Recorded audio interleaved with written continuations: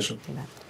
This week, Democrat New Jersey Governor Mikey Sherrill announced that a, quote, software computer glitch led to the voting registration of 6,600 non-citizens between June 2023 and June 2024. Now, this led to hundreds of non-citizens voting in New Jersey elections. The Department of Justice has given New Jersey until Tuesday to hand over the state's voter registration data, as they and the Department of Homeland Security are not buying the glitch story. And the software company is pushing back, saying it was the voter registration process in New Jersey which is to blame, not some glitch.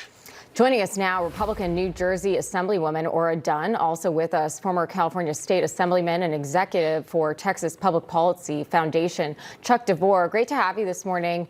Ora, you're based in New Jersey. You know how this system works there. And New Jersey Governor Sherrill, she failed to take really any accountability in her announcement of the error on Tuesday. But she couldn't help herself and took some aim at President Trump. Let's watch. I think that Donald Trump has done more to undermine free elections in this country than certainly anyone in my lifetime, including Vladimir Putin. Always deflecting blame there, but hundreds of non-citizens, they voted because of what she is calling a quote-unquote glitch, but no mention from the governor of the 35,000 non-citizens that DHS identified, or the reported 75,000 non-citizens who get called to jury duty each year in New Jersey. So, Ora, what is your reaction to how the governor is handling this?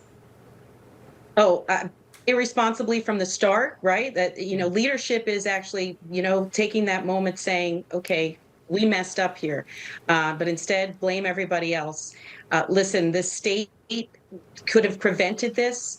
And let's be clear that the state, whether it was under Murphy and the Democrats who have been in power for more than 20 some odd years in this state, they approved the design. They approved this software that prompted ineligible voters, illegal residents, to have the opportunity to register to vote. Chuck, now the left is hung up on the word widespread. Take a look at what CNN's Abby Phillip had to say on this. Watch. You just said it's widespread. So where's the proof that it's widespread? 6,600 non-citizens made it onto the voter rolls. That is 0.006% of registered voters in the state. What is your tolerance for any fraud at all? Is it widespread? Absolutely. Over 6,000 people. What is your bar for widespread? She said, my bar is I want no tolerance. Chuck, it seems the left-wing media has a vested interest in protecting illegals voting, but is there a problem of communication on the other side? Why are they hung up on the 6,600? DHS has come out and said they have 4 states where it's 250,000, and even according to Secretary Mark Wayne Mullen, they said that's just scratching the surface. This could be millions of people. I would say that is widespread. What do you say? So there's 2 things.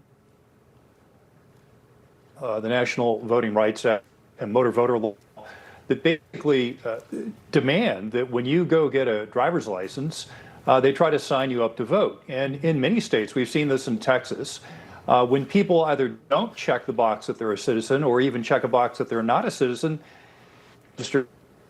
we seem to see in New Jersey. But there's another bigger problem, which is that for the Democrats, and especially for the rising of America, they actually think that non-citizens should. In fact, San Francisco in the school district elections, non-citizens, including illegal aliens, can vote if they live in the area and their children go to that school district.